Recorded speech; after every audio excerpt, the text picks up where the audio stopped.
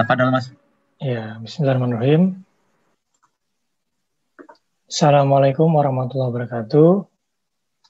Innal hamdalillah nahmaduhu wa nasta'inuhu wa nastaghfiruh. This meeting is being recorded. Wa min sayyiati a'malina may yahdihillahu fala mudilla lahu wa may yudlil fala hadiya lahu. Asyhadu an la ilaha illallah wa la syarikalah wa asyhadu anna Muhammadan abduhu wa rasuluh. Alhamdulillah, puja dan puji tak henti-hentinya kita panjatkan kehadiran Sang Khalik Allah Subhanahu wa taala yang alhamdulillah dengan Maha Pemurah dan Penyayangnya masih memberikan rahmat, nikmat kepada kita semua sehingga kita masih bisa hadir bersama di acara atau di kajian ilmu BDI Pertamina Usaha Sanga yang insya Allah rutin diadakan setiap Senin siangnya. Setelah beri salam, juga tak lupa kita haturkan kepada junjungan kita Rasulullah Muhammad SAW yang sunnah-sunnah beliau, ajaran-ajaran beliau, semoga kita selalu diistiqomahkan untuk kita bisa ikuti, kita bisa jalankan sampai akhirat kita, dan semoga Allah mudahkan dan izinkan agar kita mendapatkan syafaat Rasulullah di akhir nanti dan dikumpulkan bersama beliau, keluarga dan juga para sahabatnya di surga Firdaus.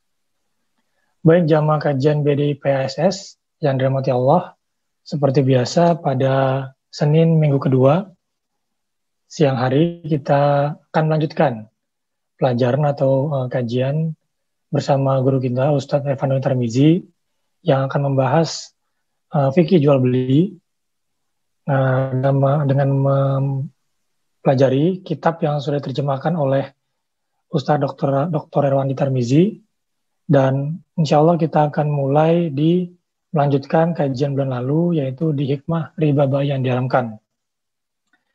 Untuk jamaah yang baru bergabung, nanti dimohon dapat juga mengisi daftar hadir yang tadi sudah sempat di-share melalui scan QR code, nanti juga akan di-share melalui kolom chat, nanti bisa diklik linknya dan bisa diisi data dirinya. Seperti biasa, sebelum kita memulai, mewakili panitia dan pengurus BDI PASS, ada beberapa hal yang akan disampaikan, yaitu yang pertama, selama penyampaian materi, dimohon agar jamaah dapat memastikan dan menonaktifkan video dan audio untuk menjaga kelangsungan dan kelancaran kajian. Kemudian, jika ada pertanyaan, dapat disampaikan melalui kolom chat selama kajian berlangsung dan akan disampaikan setelah materi usai disampaikan oleh Ustadz. Kemudian yang terakhir, mohon dapat menyimak, mencatat, dan dengan sungguh-sungguh mengikuti kajian dan materi yang disampaikan Ustadz, sehingga nanti bisa kita amalkan dalam kehidupan sehari-hari dan memberikan manfaat bagi kita semua. Baik, tanpa berpanjang lebar, kami persilakan kepada Ustadz Irfan Doni untuk menyampaikan materinya. Tafadhol Ustadz. Bismillahirrahmanirrahim. Assalamualaikum warahmatullahi wabarakatuh. Innal hamdalillah nahmaduhu wa nasta'inuhu wa nastaghfiruh wa na'udzu billahi min shururi anfusina wa sayyiati a'malina. Man yahdihillahu fala mudhillalah wa may yudlil fala hadiyalah. Asyhadu an la ilaha illallah wahdahu la syarikalah wa anna Muhammadan abduhu wa rasuluhu la nabiyya ba'd. Terima kasih pada seluruh bapak-bapak, ibu-ibu yang mana kita kembali diizinkan Allah untuk melanjutkan kajian kita. Sebelumnya saya mohon izin pada host untuk bisa meng-share.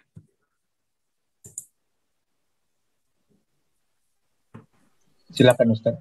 Ya, akhir.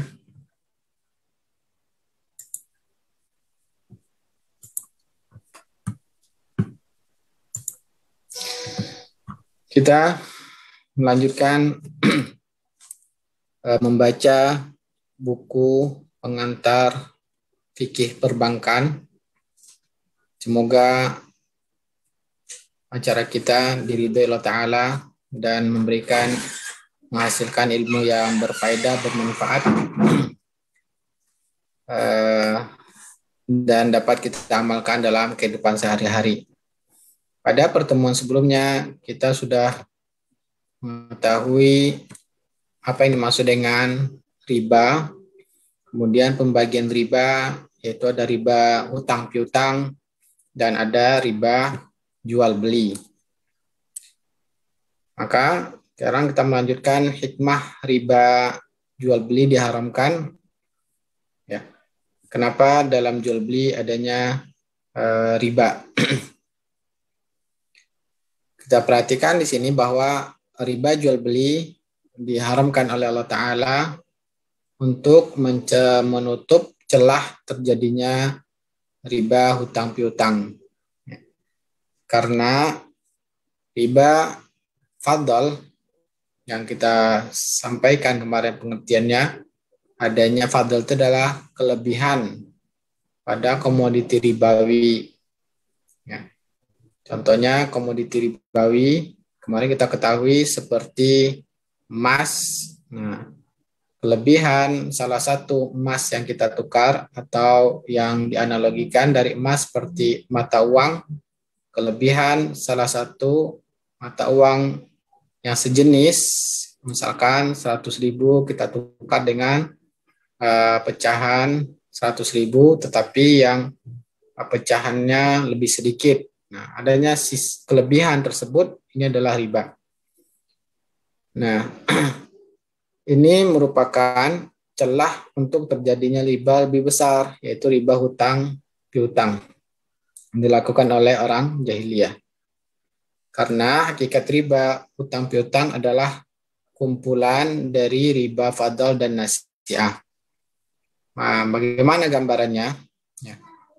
Orang yang memberikan kredit sebanyak 100.000 dengan persyaratan dikembalikan 110, nah ini adalah ada perbedaan, ya, ada perbedaan penukaran uang, yang satu 100.000, yang satu lagi 110 ketika dia berhutang.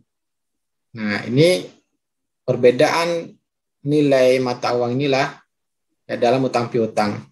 Nah, jika dibolehkan dalam tukar menukar uang, mata uang yang mana nominalnya berbeda pada satu jenis, maka ini akan mengakibatkan nanti terjadinya halal, akan menghalalkan riba hutang piutang. Akan orang akan mengatakan, kan sama saja dalam hutang piutang, ya, dalam hutang piutang kelebihan, sedangkan dalam tukar menukar uang kenapa dibolehkan? Saya ulangi lagi. Maka orang akan beralasan nantinya, ya, ketika seandainya tidak diharamkan oleh Ta'ala dalam tukar menukar uang perbedaan nilai, contoh 100.000 ditukar dengan 95.000 pecahan, seandainya dihalalkan, nah, maka orang akan mengatakan, kenapa ini dibolehkan padahal nilainya berbeda? Berarti dalam hutang piutang boleh dong berbeda karena adanya waktu. Karena adanya waktu, ya. Yang mana sekarang saya serahkan uang 100.000, nanti bayarnya 1 bulan lagi 110. Itu dibolehkan. Nah, inilah hikmahnya Allah haramkan semua pertukaran uang yang berbeda nilainya diharamkan. Ibnu Qayyim berkata, dalam transaksi tukar menukar mata uang dan harta riba diharamkan kedua belah pihak berpisah sebelum saling serah terima barang. Kenapa? Agar tidak terjadi celah untuk menghalalkan riba dain yang merupakan induk riba. Nah, juga disyaratkan, ya, dalam tukar menukar mata uang itu harus tunai, tidak boleh salah satunya ditunda, tertunda. Nah, seandainya dibolehkan tertunda, contohnya kita menukar rupiah dengan dolar, yang mana dolarnya kita ambil sekarang, rupiahnya besok. Nah, padahal harga dolar setiap harinya berubah-ubah. Nah, besoknya ternyata harga dolar sudah naik, ya, maka akan terjadi tambahan bayar, ya. Maka ini mengakibatkan menjadi alasan bagi orang-orang untuk mengatakan apa? Wah, itu kan terjadi pertambahan pada tukar menukar rupiah dengan dolar. Nah, sehingga Allah haramkan. Ya, Allah haramkan adanya riba dalam jual beli, yang mana salah satu komoditi ribawi ini ditunda serah terimanya. Nah, itulah hikmah ya. Jadi saddu zara'i namanya. Kalau kita perhatikan ya, ada perbedaan antara riba dain dengan riba jual beli. Saya mohon izin sebentar ya untuk mengamankan kondisi.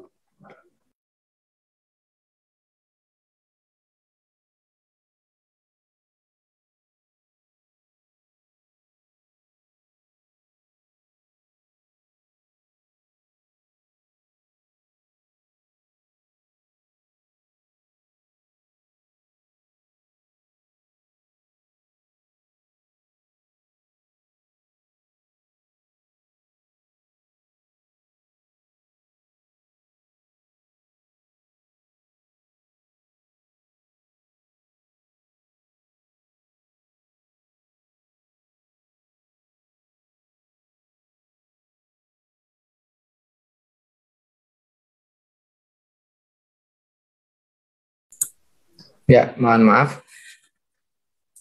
Jadi perbedaan antara riba utang piutang dengan riba jual beli, yang mana riba jual beli diharamkan menutup celah ya, supaya tidak terjadinya celah, tidak terjadinya riba dalam utang piutang.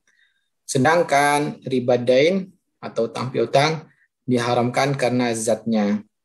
Ya, jadi memang zat memberikan hutang kepada orang lain dan mensyaratkan adanya tambahan, itulah yang diharamkan dalam Al-Quran. Jadi ayat-ayat dalam Al-Quran menjelaskan tentang riba, maksudnya adalah riba dalam utang piutang yang dilakukan oleh orang jahiliyah, meminjam uang dan mensyaratkan berlebih dalam pembayarannya, baik tambahan tersebut disepakati dari awal atau tambahannya jika terlambat membayar. Itu yang pertama. Yang kedua, riba jual beli hanya pada 6 jenis harta. Ya, kemarin sudah kita ketahui 6 harta tersebut. Sedangkan riba utang piutang berlaku pada seluruh jenis harta sesuai dengan ijma para ulama. Jadi apapun harta yang yang dipinjam, dihutangkan, ya, yang dihabis dipakai, kita syaratkan kembalikan untuk lebih, maka dia menjadi haram. Contoh, ya, harta apapun yang habis dipakai, utang piutang. Contohnya seperti kalau kemarin ya kita ketahui bahwa 6 jenis harta diantaranya adalah emas, perak, dan mata uang. Ya.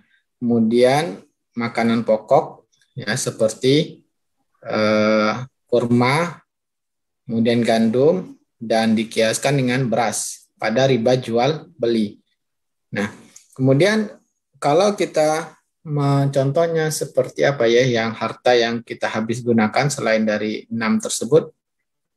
Contohnya seperti kita meminjam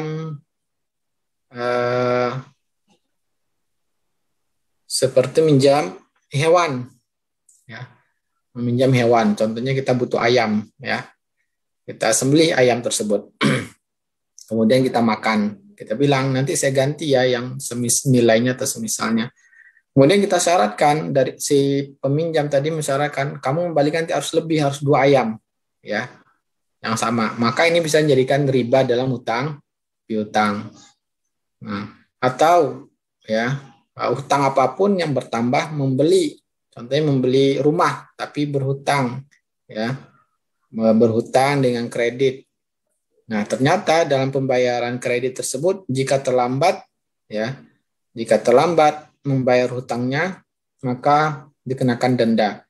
Nah, jual beli ini dalam jual beli rumah, Nah, hutang ada persyaratan denda dalam membayar hutangnya, maka ini juga mengakibatkan riba. Inilah perbedaan yang lain antara riba jual beli dengan riba hutang piutang. Ya, indikasinya bahwa riba yang dilakukan orang jahiliyah yang kemudian di dalam Al-Quran transaksinya adalah unta. Nah ini ya. Jadi orang jahiliyah yang melakukan riba hutang piutang, objek transaksinya adalah unta, itu barang atau hewan ternak. Atau kalau di zaman kita sekarang adalah yang banyak melakukan pembelian cara hutang, kredit, yaitu rumah, kendaraan. Maka ya walaupun jual belinya pada rumah atau kendaraan dengan cara berhutang, maka tambahan denda keterlambatan ini mengakibatkan riba dalam hutang piutang. Nah, semoga kita dapat memahaminya. Kalau nanti ada sulit untuk memahami, akan kita adakan diskusi di akhir sesi. Sekarang kita masuk pada tema berikutnya. Tapi sebelum itu, saya teringat kembali perbedaan yang lain antara riba jual beli dengan riba hutang piutang, yaitu dalam masalah hukum. Jika riba dalam hutang piutang diharamkan karena zatnya, ya, maka hukumnya menjadi boleh. Kapan? Yaitu ketika saat darurat. Saya ulangi lagi, riba dalam hutang piutang menjadi halal, menjadi boleh bagi seorang hanya dalam keadaan darurat. Ya, hanya dalam keadaan darurat. Kenapa? Karena ribanya haramnya lebih berat. Haramnya lebih berat. Ya, kadar haramnya lebih berat. Apa contohnya? Contohnya dalam praktek kehidupan sehari-hari, misalkan hal yang darurat, yaitu mengenai 5 hal yang dijaga dalam syariat Islam. Syariat Islam bertujuan untuk menjaga agama, menjaga harta, menjaga keturunan, menjaga nyawa. Jika ya bisa mengakibatkan hilangnya salah satu yang 5 ini, ya, dan kita terpaksa untuk melakukan riba hutang piutang, maka dia menjadi halal. Contoh, ya, hilangnya harta. Di dalam transaksi menabung di bank konvensional, ya, yang mana akadnya bahwa kita dalam menabung itu memberikan hutang kepada pihak bank. Maksudnya seperti apa? Maksudnya bahwa ketika kita menabung uang kita itu kita izinkan, dan secara hukum pun diatur bahwa bank dibolehkan menggunakan uang kita ya untuk diinvestasikan, diberikan lagi kepada orang lain. Nah, mana ada persyaratan kita mendapatkan bunga setiap bulannya. Berarti ini adalah akad hutang piutang. Ya. Ini adalah sesuatu yang haram. Tidak boleh kita menyimpan uang kita dengan tadi ketentuan tadi dalam Islam, karena ini adalah riba dalam hutang piutang, adanya tambahan bunga tersebut ada tambahan dalam hutang piutang. Nah, kapan menyimpan uang di bank konvensional dibolehkan? Ya, ketika ya dalam keadaan kalau kita tidak menyimpan menggunakan jasa tersebut mengakibatkan hilangnya uang kita. Contoh, ya, di tempat kita tidak ada bank yang syariah yang menggunakan bentuk akad yang lain. Dan di tempat kita sangat rentan terjadi kejahatan. Ya. Hilangnya uang kita dirampas oleh orang lain. Jadi mengancam nyawa kita atau mengancam harta kita akan hilang, diambil orang lain, dirampok. Ya. Atau saya pernah mendengar berita seorang menyimpan uangnya di rumahnya, ya, uang kertas, kemudian berapa tahun berikutnya dia lihat uangnya ternyata sudah sebagian besarnya dimakan rayap. Nah, hilang hartanya.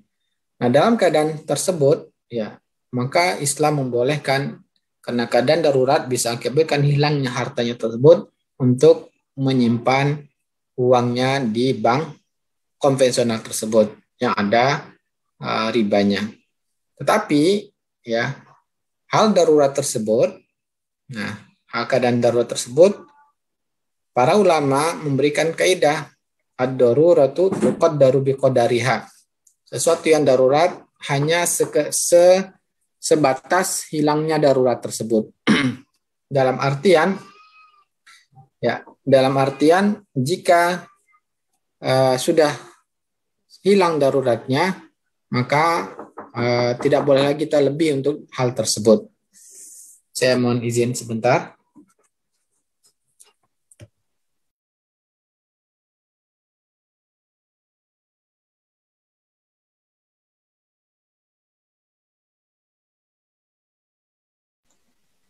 Baik, jamaah, sambil menunggu Ustadz kembali, silakan jika ingin mengisi data hadir, sudah ada di-share oleh Mas Haikal di kolom chat.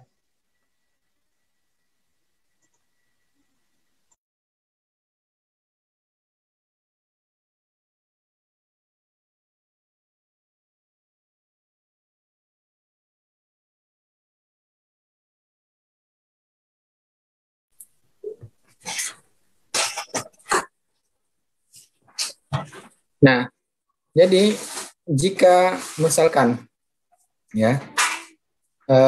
tadi terpaksa kita untuk harus menabung di bank konvensional, maka kita secukupnya saja. Maksudnya apa? Ketika ada bunganya, maka bunganya harus kita hilangkan dari uang kita. Kita salurkan pada fakir miskin atau sarana umum. Atau contoh yang lain, yang mana gaji kita hanya diberikan melalui bank konvensional. Maka ini terpaksa kalau kita tidak membuka rekening tersebut, ya kita tidak mendapatkan gaji, hilangnya harta kita. Maka sedaruratnya, dalam artian ketika sudah terima gaji, maka segera kita ambil uang kita dan kita kosongkan rekening tersebut. Nah, ini maksud saya, yaitu yang darurat hanya sebatas hilangnya darurat tersebut. Nah, sedangkan riba dan jual beli, ya hukumnya lebih ringan, maka dibolehkan dalam masalah ketika kebutuhan tersebut bukan kebutuhan primer. Atau dalam bahasa Arabnya kebutuhan kita seorang manusia itu ada 3, daruriyat, hajiyat, tahsiniyat. Kalau kebutuhan secara Latinnya manusia itu primer, sekunder, tersier, ya. Nah, sedangkan riba dan jual beli, maka dia menjadi boleh hanya dalam kebutuhan yang kedua, tingkatan yang kedua. Dalilnya apa? Dalilnya Rasulullah SAW membolehkan jual beli ariyah. Jual beli ariyah yaitu menukar bagi seorang yang miskin, tidak memiliki uang di zaman Nabi, dan orang ini sangat ingin memakan kurma yang muda yang masih ada di pohonnya. Dan dia tidak memiliki uang. Dan dia hanya memiliki kurma yang sudah kering atau tamar. Nah, maka Nabi membolehkan, dinamakan dengan ariyah. Yaitu Nabi membolehkan orang yang miskin, yang sangat ingin memakan kurma muda, menukar kurma yang sudah tua tadi dengan kurma muda. Padahal hukum asalnya ini tidak dibolehkan. Ya. Yang mana kita katakan bahwa ketika Nabi ditanyakan, dahulu pernah kita ketahui bahwa dalam tukar menukar kurma harus sama beratnya. Ya, sama beratnya. Artinya walau jenisnya berbeda, yang satu misalkan sukari, jenis yang lain adalah ajwa. Maka jika ditukar langsung, maka harus sama beratnya 1 kilo dengan 1 kilo. Walaupun nilainya berbeda. Ya, nilainya berbeda secara kalau kita nilaikan. Contoh, sukari 1 kilo harganya palingan 80. Tapi ajwa 1 kilo bisa lebih 100. Nah, tetapi kalau ditukar langsung, maka 1 kilo harus dengan 1 kilo. Tidak boleh berlebih. Nah, Nabi pernah ditanya, bolehkah seorang menukar kurma kering dengan kurma muda? Maka Nabi bertanya, apakah kurma muda ini jika kering beratnya akan berbeda? Maka orang tadi mengatakan iya. Ya. Kenapa? Kurma muda tentu dia lebih berat dari yang kering. Misalkan kita tukar 1 kilo kurma muda, 1 kilo kurma kering. Nah, berapa hari besok, beberapa berikutnya, 1 atau 2 hari berikutnya, yang muda tadi akan berkurang kadar airnya sehingga beratnya menjadi lebih ringan dari sebelumnya, sehingga terjadi perbedaan berat. Maka Nabi mengatakan tidak boleh, ya, tidak boleh ditukar kurma muda dengan kurma yang sudah kering, ya, karena mengakibatkan berat yang tidak sama nantinya. Nah, tetapi ini pertanyaan lain, ya. Ketika ditanya kepada Nabi, yaitu orang yang miskin, maka beliau membolehkan. Sehingga para ulama menyimpulkan dari dua keadaan tersebut bahwa ketika ada kebutuhan, walaupun tidak darurat, hanya hajiat, kebutuhan yang kedua, ya, maka hukumnya tetap menjadi boleh. Ya. Nah, maksudnya apa kebutuhan yang tadi? Ya, yang kedua tadi. Nah, kita lebih rinci kebutuhan yang kedua. Orang yang miskin tadi, dia ingin memakan kurma yang muda. Apakah dia akan mati kalau memakan kurma yang sudah matang, yang sudah kering? Tidak. Ya. Jadi dengan dia makan kurma kering, dia sudah cukup tidak mengakibatkan dia kematian pada dirinya. Ya. Tetapi keinginannya, ya, seorang yang sangat ingin makan kurma muda, nah ini dalam Islam ternyata masih dibolehkan dalam riba tukar menukar, hanya sekedarnya saja, dibatasi oleh para ulama, yaitu ada batasan berapa kilonya. Hanya sekedar hilang keinginan tersebut. Nah, bagaimana syariat Islam ini sangat sempurna, ya, sangat sempurna sehingga semuanya sudah dirincikan oleh Rasulullah Sallallahu Alaihi Wasallam. Jadi Islam syariatnya, ya, ketika dalam riba jual beli ini lebih ringan, sehingga para ulama mengatakan boleh kalau hanya kebutuhan hajiat. Ya. Nah, insya Allah nanti kita akan lanjutkan diskusi, ya, dalam masalah kapan dibolehkannya lebih jelasnya. Kita sekarang masuk pada tema berikutnya, akad sorof. Apa yang dimaksud dengan akad sorof? Sorof adalah bahasa Arab, ya, pengertiannya mempertukarkan mata uang dengan mata uang. Ya. Nah, apa yang dimaksud dengan mata uang? Nah, ini perlu kita perjelas, ya. Yang dimaksud dengan mata uang adalah emas, kemudian perak. Jadi emas ditukar emas ini termasuk mata uang di dalam akad sorof. Ya. Emas ditukar emas, maka termasuk akad sorof atau dianggap menukar mata uang. Ya. Kemudian perak, dan kemudian apalagi, dan mata uang sebuah negara, baik uang kertas maupun uang logam. Nah, di sini sangat penting kita jelaskan masalah emas ini, emas dan perak. Jadi emas dan perak termasuk akad sorof dan dia termasuk alat tukar mata uang. Kenapa? Karena, ya, dalilnya apa? Dalilnya hadis muttafaqun alaih yang diriwayatkan Imam Bukhari dan Imam Muslim. Rasulullah SAW bersabda, "Az-zahabu biz-zahabi." Emas ditukar dengan emas.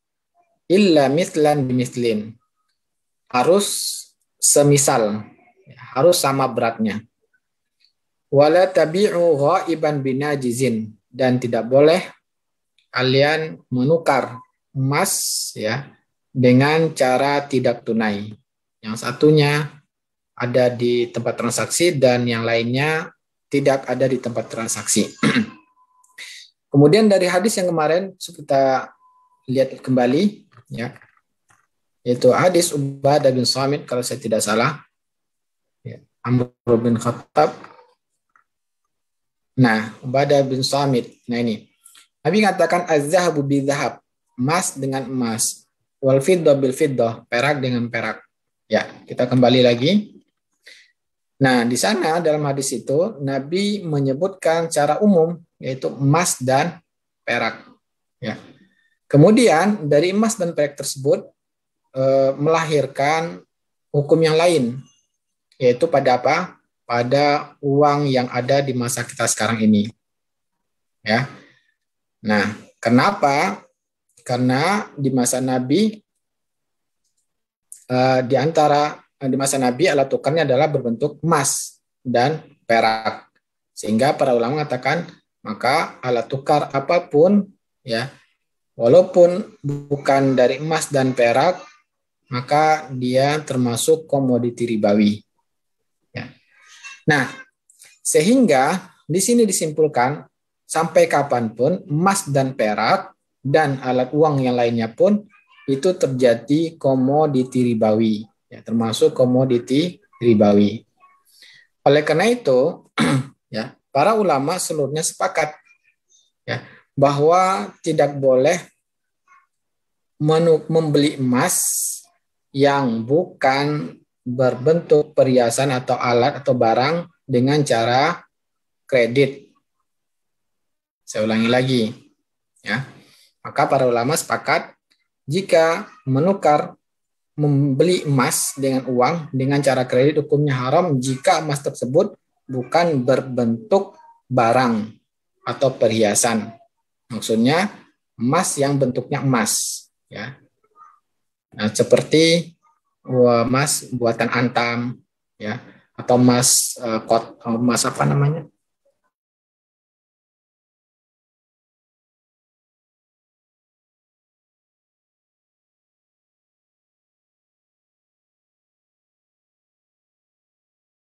Tukar komoditi ribawi dengan cara tidak tunai, karena kalau kredit berarti tidak tunai. Sinyal saya jelek ya. Baik, saya lanjutkan. Nah, maka tadi saya katakan ya, kita lihat seluruh para ulama sepakat tidak boleh membeli emas dengan cara kredit. Nah, kemudian yang kedua, bagaimana jika emas tersebut sudah berubah menjadi suatu barang?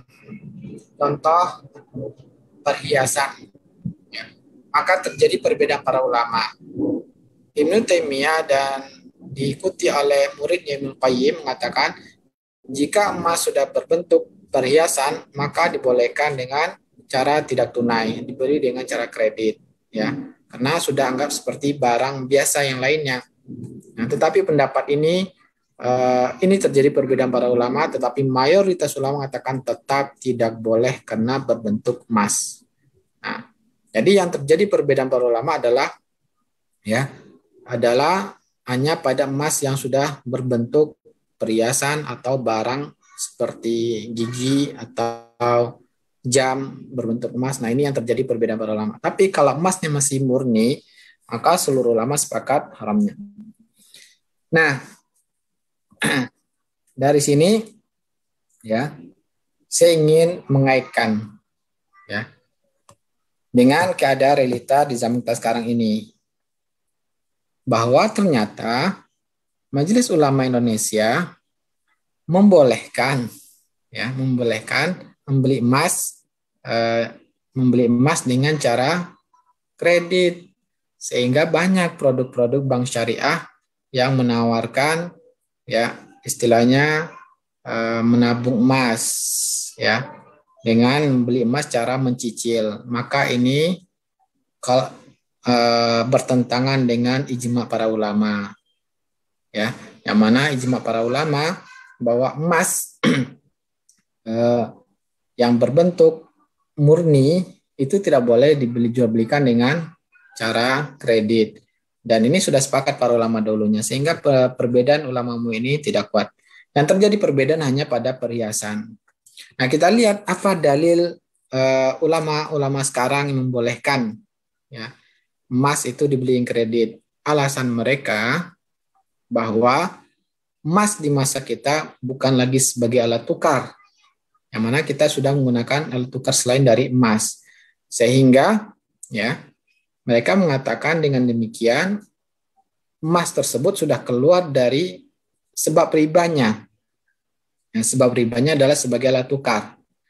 Maka kita katakan, kita jawab, bahwa Nabi SAW dalam ucapannya mengatakan emas. Beliau tidak mengatakan dinar dan dirham. Ya, saya ulangi lagi. Nabi mengatakan az-zahabu bi-zahabi mislan bi-mislin. Ya, emas dengan emas, perak dengan perak. Nabi tidak mengatakan dinar dengan dinar, dirham dengan dirham. Jadi menunjukkan emas dan perak, ya, sampai kapanpun dia tetap menjadi alat tukar, sebab dijadikannya komoditi ribawi. Ya. Nah, kita lihat, ya, kalau kita perhatikan, benarkah? Dan jadi ulama kontemporer mengatakan bahwa sebagian ulama mengatakan, ya, sebagian ulama, sedangkan mayoritas ulama kontemporer tetap mengatakan tidak boleh beli emas dengan cara kredit.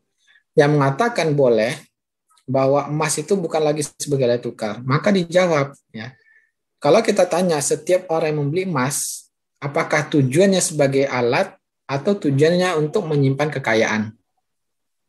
Ya. Kalau kita perhatikan, kenapa membeli emas? Ya, pasti rata-rata seluruhnya menjawab apa? Untuk investasi, bahwa nilainya akan naik. Padahal nyatanya menilai bukan naik, tapi stabil. Yang turun adalah uang kartal nilainya. Ini kenyataan hakikatnya.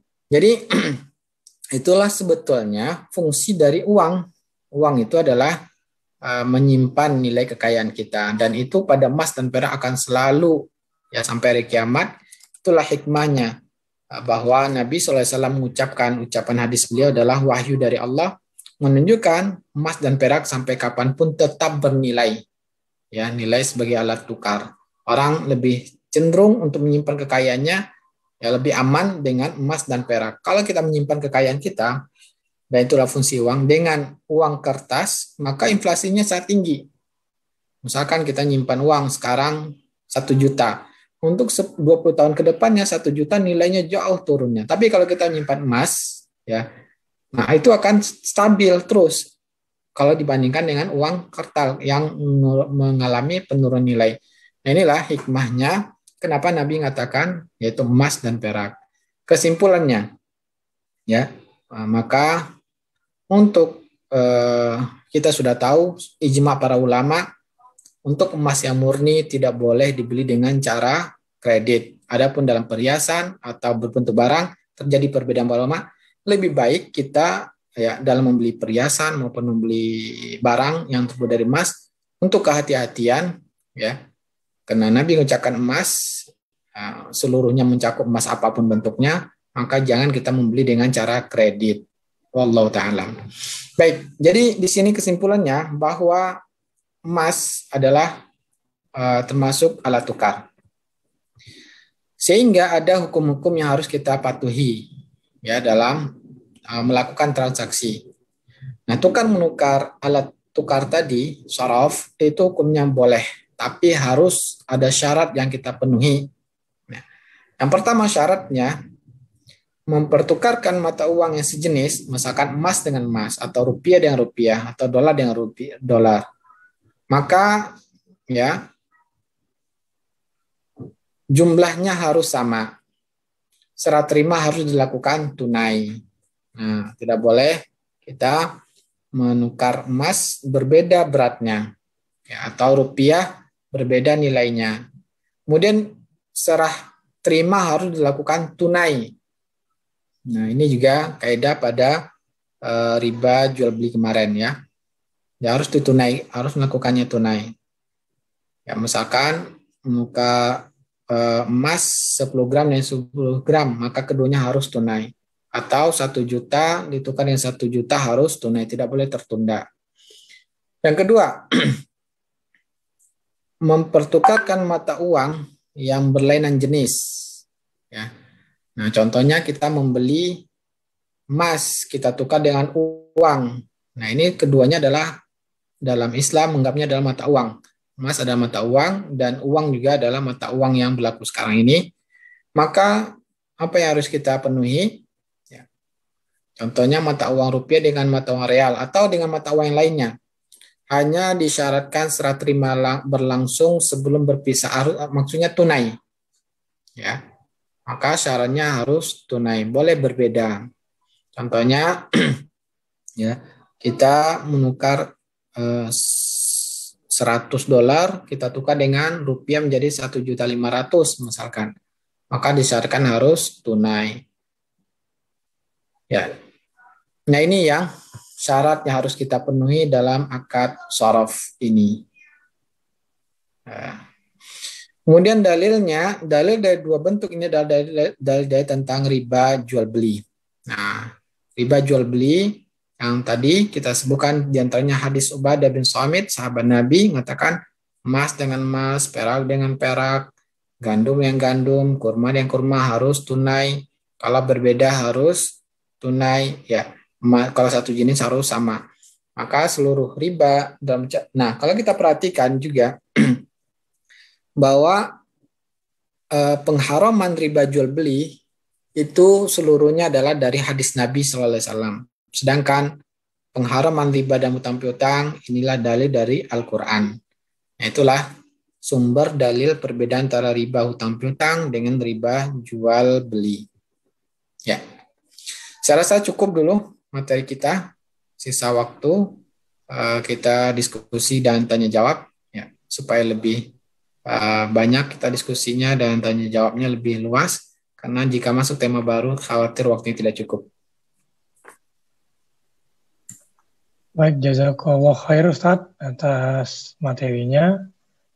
Ini saya langsung menyampaikan pertanyaan dari jamaah Ustadz ya. Ini karena DM jadi nggak muncul di chatbox Ustadz, langsung ke saya.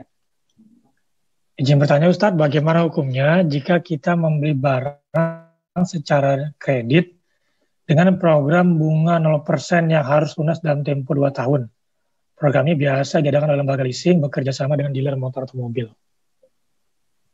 Program ini biasa diadakan oleh leasing dan yang bekerja sama dengan dealer motor atau mobil. Atau juga kayaknya sering juga nih kayak handphone gitu ya, atau barang elektronik yang bunga 0%. Ya. Baik.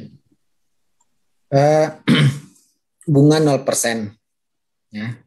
Dalam artian bahwa mereka tidak mengambil untung di sini.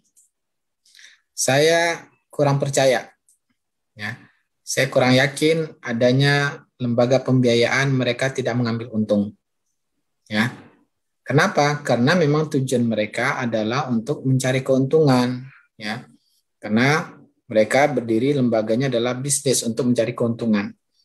Maka saya rasa hampir seluruh yang mengatakan bunga 0% ini melakukan syarat ketentuannya yaitu apa? Adanya denda keterlambatan. Saya yakin itu. Ya. Sehingga dari sini celah mereka untuk mengambil keuntungan jika terlambat membayar.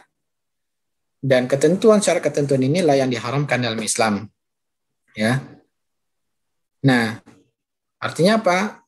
Tadi sudah kita katakan bahwa pertambahan dalam hutang piutang ini haramnya sangat besar, ya, maksudnya sangat haram di dalam Islam. Bolehnya karena darurat, ya. Nah, coba pertimbangkan apakah membeli yang kita beli dengan bunga 0% tersebut yang ada denda keterlambatannya, apakah sesuatu yang darurat atau tidak. Kemudian yang berikutnya.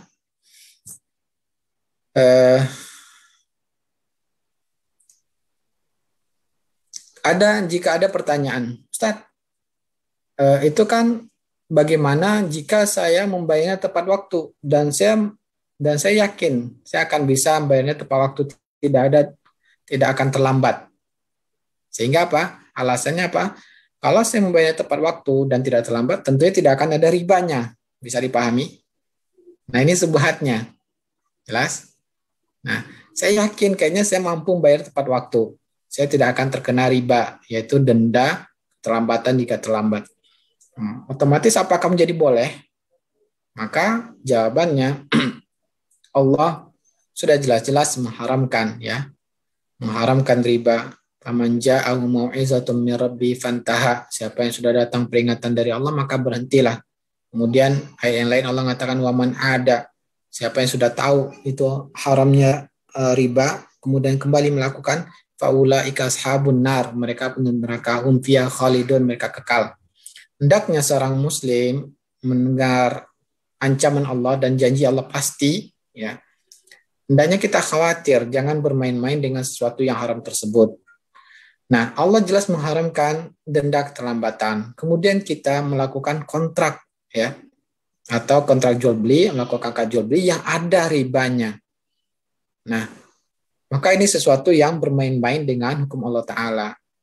Ya, jelas haramnya, tapi kita tetap melakukan kontrak seolah-olah kita mengatakan, iya, saya siap melakukan sesuatu yang haram ini.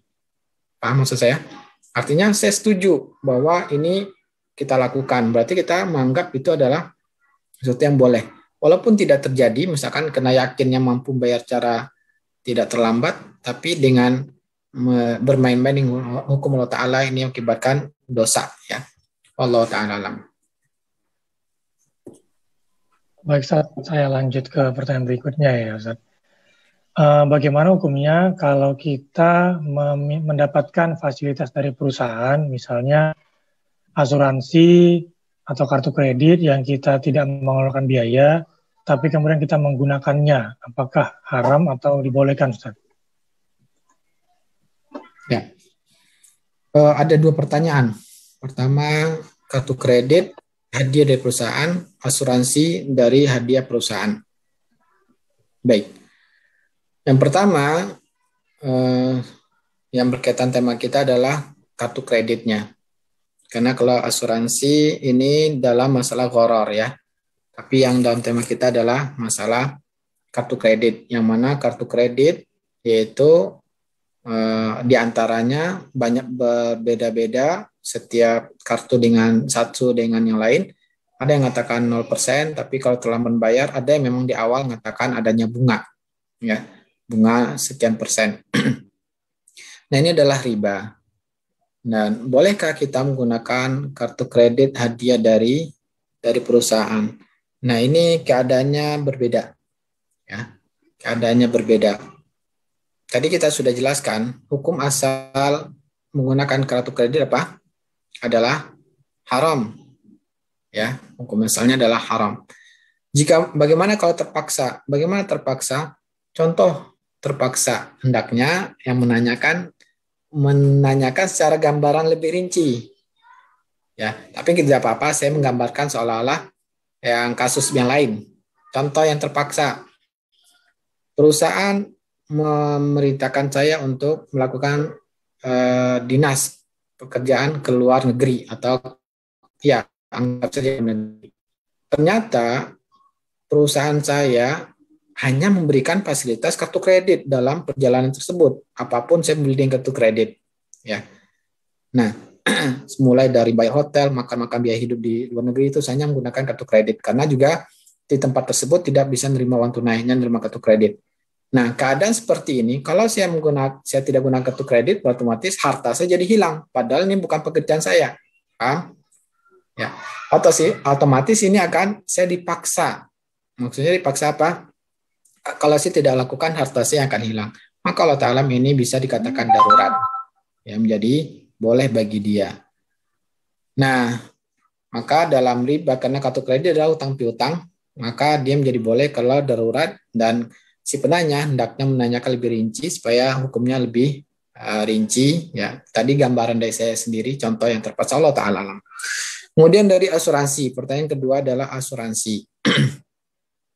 Ya, kita diskusi ya, biar lebih enak belajarnya. Kalau saya ada pandangan lain, silakan ya, kita diskusi. Masalah asuransi hadiah dari perusahaan, ya, asuransi adalah gharar. Kenapa gharar? Karena untung-untungan. Bisa jadi kita yang beruntung, ya, bisa jadi pihak asuransi yang beruntung. Kalau kita tidak komplain, tidak istilahnya? Klaim. Kalau kita klaim, maka perusahaan asuransi yang beruntung. Tapi kalau kita klaim, kita yang beruntung. Nah, di untung-untungan atau gharar ini, ya, akan menjadi boleh kapan? Nah, ketika dia adalah hadiah. Ya, ketika hadiah. Dalilnya apa? Bahwa gharar itu dalam akad hadiah menjadi boleh, ya. Contohnya hadiah adalah asuransi hadiah kepada kita. Karena Nabi SAW mengatakan ya, bahwa sisa hartaku setelah diberikan untuk kebutuhan istri, keluargaku, dan orang yang mengurusnya, sisanya itu dimasukkan ke Baitul Mal. Nah, sisanya itu tidak jelas. Nabi ketika mengucapkan sisa itu tidak jelas. Mana itu adalah hadiah. Sehingga para ulama katakan, gharar dalam hadiah itu dibolehkan. Ya, maka kita kembali pada kasus kita. Maka asuransi ini gharar, ya, untung-untungan. Tapi kena hadiah, maka dia boleh bagi kita untuk melakukannya. Wallahu ta'ala. Jazakallahu khair Ustaz atas jawabannya. Ya. Ini waktunya juga sepertinya sudah pukul 1:30 Ustaz. Jadi mungkin jamaah nanti misalnya masih punya pertanyaan kita bisa sambung di kesempatan lain Ustaz ya. Jazakallahu khair Ustaz atas waktunya dan ilmunya. Saya sejujurnya juga masih beberapa hal saya masih sedang memproses Ustaz tadi. Penjelasan tadi Ustaz mengenai apa yang riba dain dan riba bait, tapi saya pikir teman-teman juga yang jamaah ini juga sudah paham lah paling nggak sedikit banyak Ustaz ya. Tidak apa-apa. Saya tidak keberatan dengan waktu, tapi kalau memang semuanya pada ini, ya nggak apa-apa. Baik. Mungkin sementara kita cukupkan dulu teman-teman jamaah yang dirahmati Allah. Sekali lagi jazakallahu khair Ustaz atas ilmunya dan waktunya. Mudah-mudahan insya Allah ilmu yang disampaikan hari ini bisa bermanfaat untuk kita semua, menjadi amal jariah Ustaz dan memudahkan kita untuk bisa mengamalkannya secara istiqomah dan juga mendakwahi kepada keluarga kita dan orang terdekat kita. Semoga Allah memudahkan Ustaz untuk dapat terus mendakwakan fikih jual beli ini Ustaz. Semoga Ustaz dan keluarga juga selalu diberi kesehatan dan keberkahan juga untuk kita semua. Saya akhiri dengan permohonan maaf jika ada penyampaian yang kurang berkenan. Juga doa kafaratul majelis. Subhanakallahumma bihamdika asyhadu an la ilaha illa anta astaghfiruka wa atubu ilaik. Assalamualaikum warahmatullahi wabarakatuh. Waalaikumsalam warahmatullahi wabarakatuh.